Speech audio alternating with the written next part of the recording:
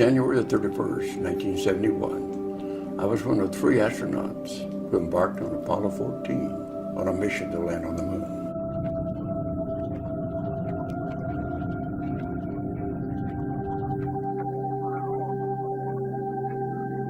I became the 6th person of 12 in history to walk on the lunar surface.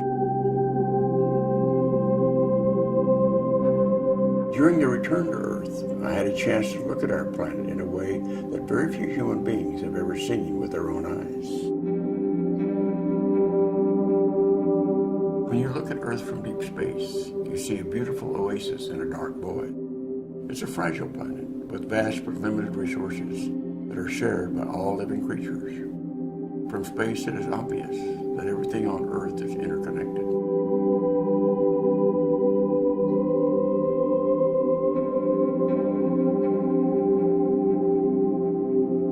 We all breathe the same air, use the same water, and all share the planet's resources. There's no country borders carved on the Earth's surface. Each aspect of the web of life on Earth is connected to all others.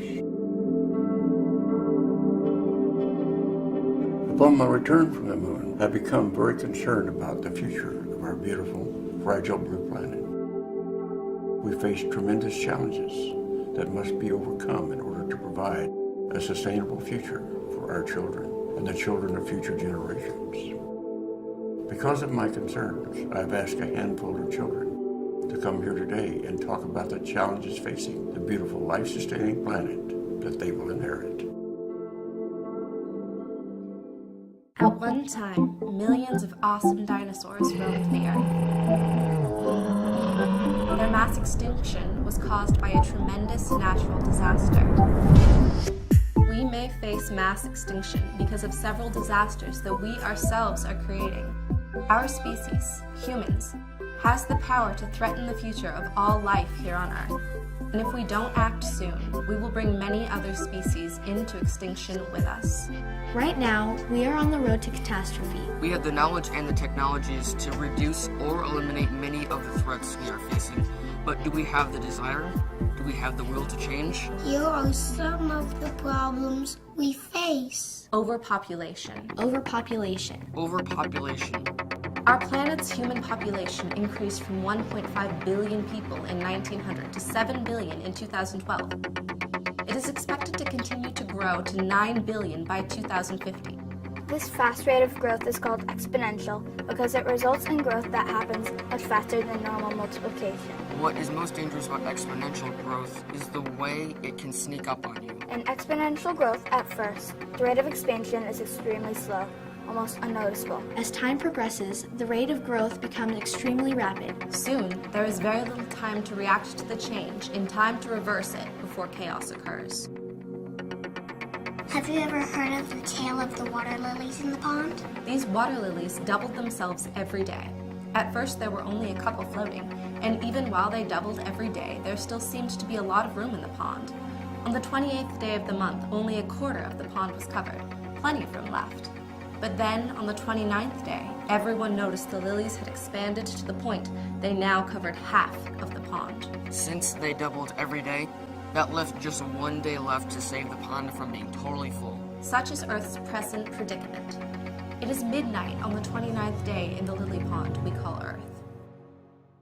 Resource consumption. Resource consumption. Resource consumption. We have so many people on the planet. Each person on Earth needs food, clothes, shelter, medicine, and many other basic things to survive. All of these are taken from the Earth's resources. As more people in the wealthy nations around the world get wealthier, a good thing on an individual level, they consume more and more resources and produce more and more waste. These nations are only now beginning to be concerned about polluting the earth and recycling waste rather than burying it. Also, we must never forget that over half of the Earth's population already goes to bed hungry every night, and many that also sleep on dirt floors in houses with no electricity or running water. The richest nations of the Earth are, in effect, consuming resources so fast we will need a planet 5 to 10 times bigger than Earth to sustain us all. And what of the poorer ones? What are they and their populations supposed to do? As more and more people consume more and more, many scholars think that violent wars caused by all kinds of resource shortages, oil, water, food, and lack of a better future, will break out, and that drought and famine or worse may spread across the world.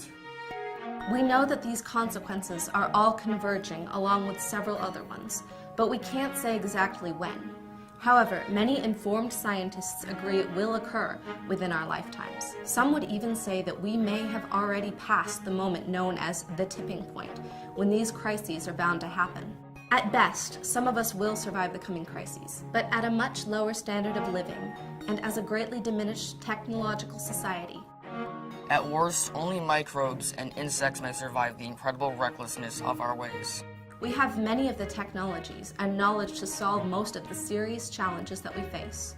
Unfortunately, change is hard. People, industries, and governments like to keep things the same and prevent us from resolving these issues, either by ignorance or on purpose to protect their own self-interests. Additionally, many people in the world do not seem to understand severity and full implications of the issues that we are now confronted with. The biggest problem humanity faces right now is not environmental pollution, resource depletion, climate change, or even exponential human population growth and demands it places upon Earth's resources. Instead, it is a crisis in consciousness, not understanding who and what we really are and our relationship to each other and to nature. As Albert Einstein so correctly said, we cannot solve current and future problems with the same kind of thinking that created them. We can only resolve them if we look beyond our own individual needs and personally seek to serve the greater good. Although our problems are extremely serious, they also offer tremendous opportunity for a much brighter future. I'm constantly awed by the tremendous creative abilities that humankind has consistently demonstrated throughout history. It is my belief that we can utilize these creative capabilities to address the challenges we face. If change is going to happen, it will be because all of us take responsibility for the Earth's future. And that can only be achieved by teaching people about the problems and changing consciousness on a massive scale. Failure to bring about such change is not an option. The future of life on Earth, and especially that of human beings, depends on it. I urge you to join me in this cause. As Mahatma Gandhi once so eloquently stated, be the change you wish to see in the world. Any action you choose to take can be multiplied by the millions of individuals who are inspired to follow your example. Get involved and take responsibility. Everyone must do their part. No one can sit this one out. The stakes are far too high. Here are just a few ideas that move us toward a better future. But time is short, and I urge you to take action now. Get educated on the issues. Spread the word and teach others. Think green and switch to a greener life. Demand responsible actions for our political and corporate leaders. Write letters to editorial pages and for local TV and radio stations. Sponsor or get involved with local community meetings. Vote with your feet and with the money you plan to spend. Remember, the planet belongs to us all. Together, let's go out and change the world. I would love for astronauts in the future to be able to look down at our fragile globe and still see a blue marble that is healthy, clean, and teeming with life.